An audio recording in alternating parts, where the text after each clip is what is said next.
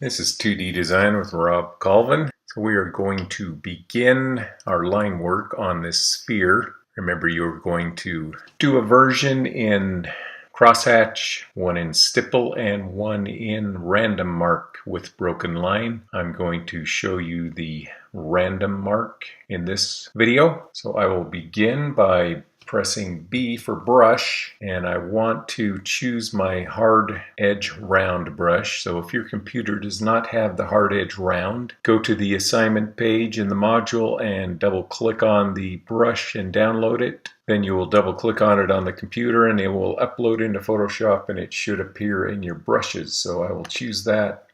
I'm going to close that. The other thing you want to make sure is your opacity is at 100% and your flow is at 100%. And you want your mode to be normal up here in your brush properties. Now I want to make sure that when I do lines, I stay on my clipping mask layers. So for the sphere, there is my clipping mask. I want to do my lines within that mask, not on the layer below. I'm going to right click on the image and I get this window. I can choose the diameter of my brush. I'm going to choose 6 for this assignment.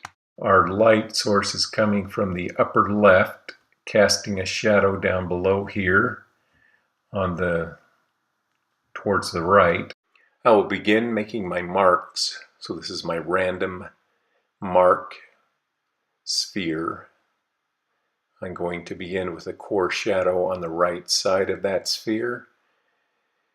And you will notice as I work that if I go outside the edge of the shape, there is no problem because I have a clipping mask that keeps me within the shape.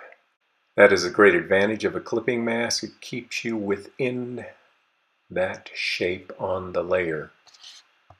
Okay, I'm going to speed up the video here, but you can see I'm spreading out my random marks and broken line throughout the sphere.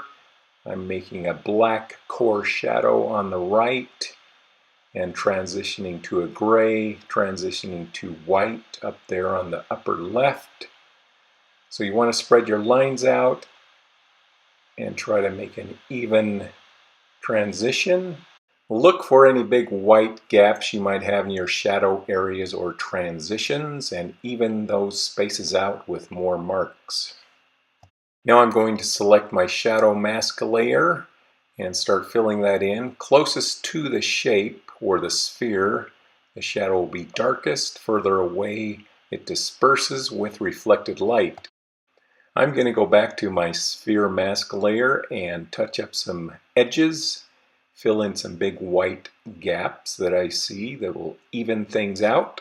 Now I'm going to select my layer mask for my value scale. I'll start with black on the right and transition towards gray as I move left.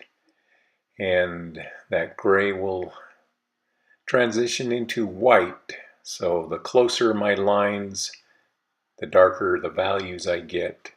Further apart, I get lighter values. Now I'm going to turn on my background layer, and I have white behind everything.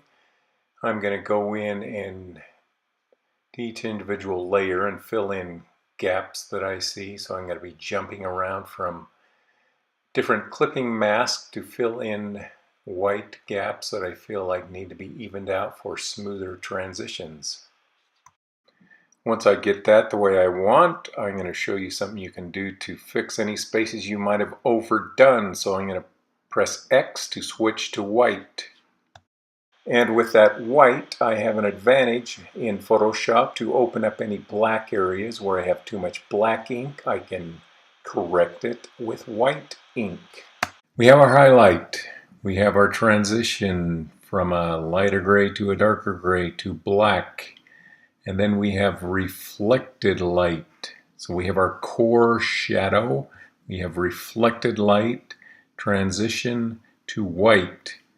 We have a cast shadow with reflected light in that cast shadow. It is darkest next to the shape. And we have a value scale at the bottom going from black to gray to white. So those are things you are going for when you create your spheres. So once you have your sphere completed, you will go up to File and do Save As. And again, I want your name on it, and I have RM for random mark. Save and submit your assignment as a PSD so I can see the clipping mask layers.